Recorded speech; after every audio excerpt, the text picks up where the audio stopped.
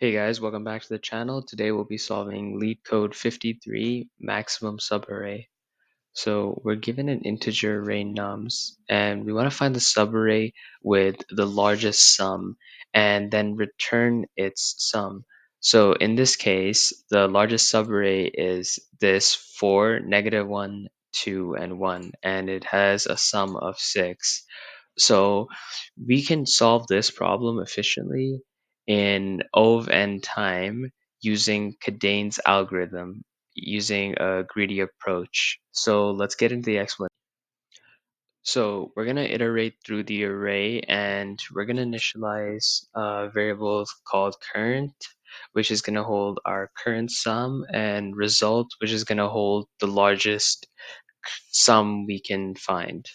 So what Condane's algorithm says basically is keep adding to our current sum, but if our current sum ever becomes negative, just reset it back to 0 because that doesn't help us. A negative sum is only going to make the coming sums smaller. So let's do this with an example. So we're going to start off with -2 and we're going to reset our sum to -2, our current sum. And we're also going to check, is this smaller than result?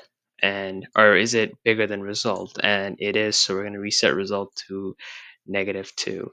But afterwards we realize it's a negative number, so why would we keep it? Let's just get rid of it. Let's reset the current sum back to 0 and then just keep iterating, and now our new sum will become 1, and just keep iterating. Then our new sum becomes -2, but and when we compare it to result, the same, so we don't have to change anything, but it's a negative number, so we can just reset that back to 0, and we just keep going. We get to 4 and reset this to 4, and 4 is larger than the result, so we're going to set this to 4. And I think I missed it here, but we should have reset result to 1 when we were at this iteration. I think I forgot to do that. And when we get here, we reset 4 to 3 because it's negative, and we can just keep the current sum because it's not negative. It's going to help us later on, and the result stays the same because it's larger. And then we get to the next number and we change this to a 5. Then we can reset the result to 5 because it's larger. Keep iterating. This becomes a 6. We change our result to 6, and now we get here and it gets reset to 1, but it's positive, so we keep it. And then we get here and our current sum becomes 5, and it's not larger than the result, so we keep result the same. And we finished iterating through the entire array. We're done, and we found our result, which is 6, so we can return 6. So our code is actually pretty simple. We're just going to initialize result to -infinity, and we can do that like this.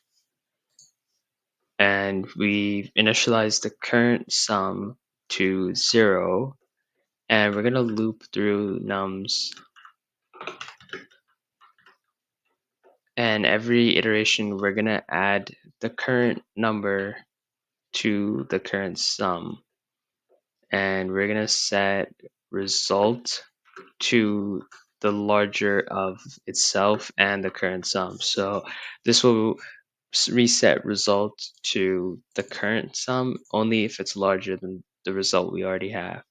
But if our current sum is negative, we just want to reset it back to 0 because that's not going to help us, and it's only going to make our current sum smaller, our future current sums. And that's pretty much all the code, and we can just return result after that. And this will run in linear time with a constant memory. Thanks for watching, guys.